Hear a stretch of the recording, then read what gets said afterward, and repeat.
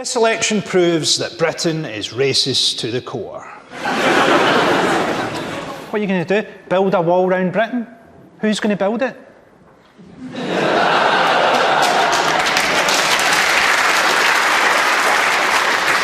It's not just the adults in this country who have a problem with immigrants. This is Labour's Tristram Hunt talking earnestly to a schoolboy while campaigning in Derby. Do you know who you'd vote for? UKIP. You'd vote UKIP? Very good. Why is that? Like get all the foreigners out of the country.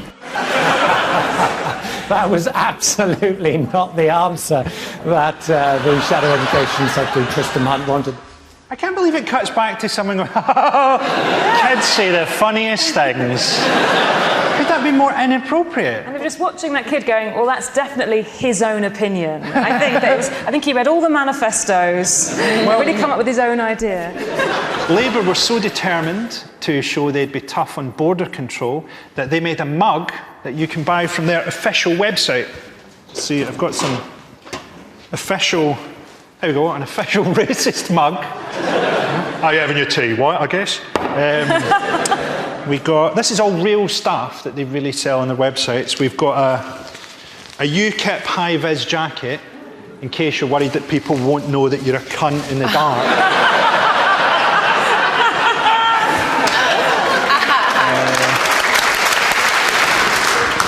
Now, here to discuss whether Britain is racist to the core, please welcome rapper, poet and journalist Akala.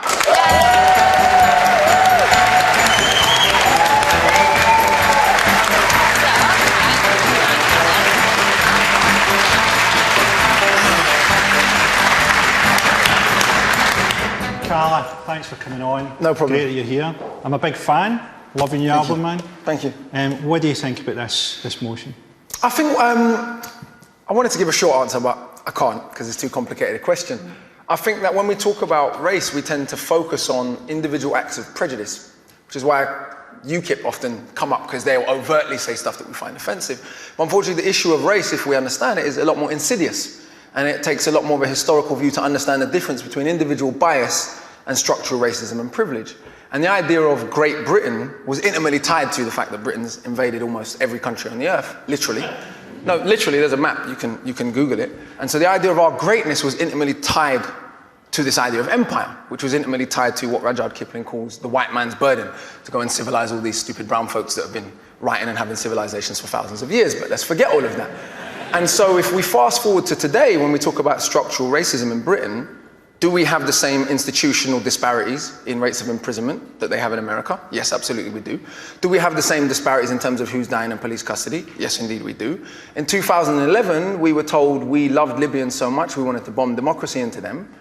Less than 5 years later, we're leaving people fleeing the same conflict to drown in the sea, while giving a woman space in a national newspaper to refer to them as cockroaches. And when you refer to humans as cockroaches, that is a mandate for murder. Let's be clear about that. The moment human beings become non-human, that is a mandate for murder, and there's a long historical parallel of that. Today, Germany, the country that bombed this country, you know, in our grandparents' lifetimes, so theoretically the grandchildren of Nazis can get in and out of England easier than the grandchildren of people from the Commonwealth who fought against the Nazis.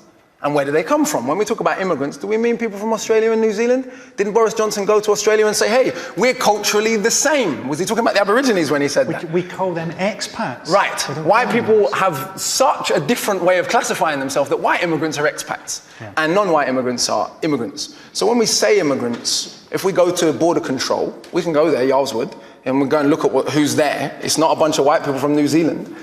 So we have structural forms of privilege and bias that are much more insidious and much more difficult to overcome. The reaction to Africans and Asians coming here post-World War II, to rebuild the country after the Queen's German cousins bombed it, the reaction to them was one of general hatred. It's illogical. These people who had formerly been colonized by Britain had fought in both world wars. India gave 2.5 million volunteers, for those who don't know. When we talk about being saved by America in the war, we want to talk about being saved by India and Russia. That would be a bit more accurate, but that's a bit inconvenient. But the reaction to those people and their descendants has been one that is about structural bias and privilege. The greatest metaphor for this might be Canary Wharf and Tower Hamlets. Sure. If you look at that predominantly Bengali community that has to look at Canary Wharf every day, how many of those people work in Canary Wharf other than to clean toilets? I only got into that through grime. So the first thing, I'm listening to grime records and they're all rapping about E14. Yeah. And I'm going, where's that? And I'm like, Canary Wharf? Yeah, they're What's going definitely on? not rapping about Canary. I suppose what I'm saying is not about saying that there's bias and bigotry everywhere in the world. The country my grandparents come from, it's pretty much generally accepted that they don't like gay people. But what's interesting, race even plays a role in that. In Jamaica, we have disgraceful homophobia. No one ever says it's because of Christian fundamentalism. Because even though it is justified in explicitly Christian fundamentalist terms, because only Muslims do bad stuff because of their religion. Because we know almost all the Muslims in the world are brown. Whereas when a German wings pilot crashes and kills 150 people deliberately, or the man in Norway killed nearly 90 people. I was in Australia when that happened. This is how uniform the agreement is that white people will be portrayed differently. The Australian media referred to Andres Breivik as having terrorist-like tactics. Yeah. I mean, to think about that. Yeah. This guy killed almost 100 people, and he's just almost a terrorist. And he'd written a crazy thing about Muslims. No, it's very clear. I mean, he was a terrorist by any standard. The idea that white is right isn't just a European idea. It's an idea that has had insidious implications, because no matter what, the 700 people that were left to drown off the coast of the Mediterranean, were they white human beings, they wouldn't have been left to drown. And they certainly wouldn't be called cockroaches. Well,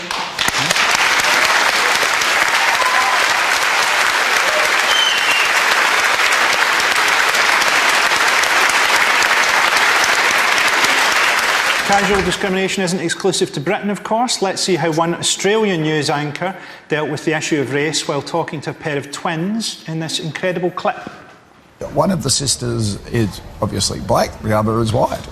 The Alma twins come from a mixed-race family in the UK. Maria has taken after her half-Jamaican mum with dark skin and brown eyes and curly dark hair. But Lucy got her dad's fair skin, good on her, along with straight red hair and blue eyes.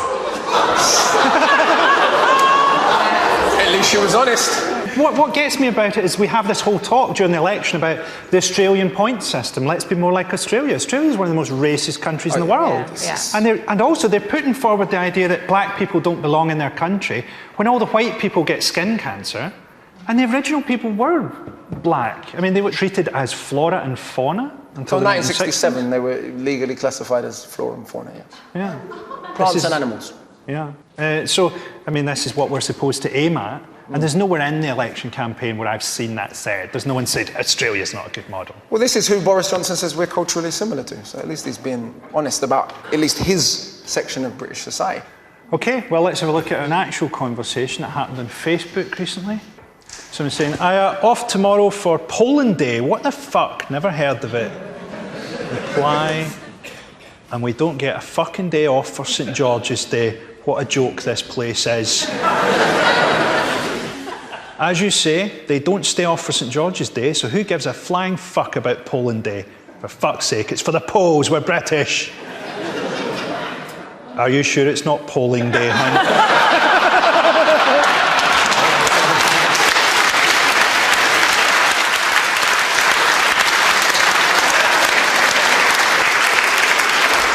Well, Akala, thanks very much for joining us. We passed it past you here.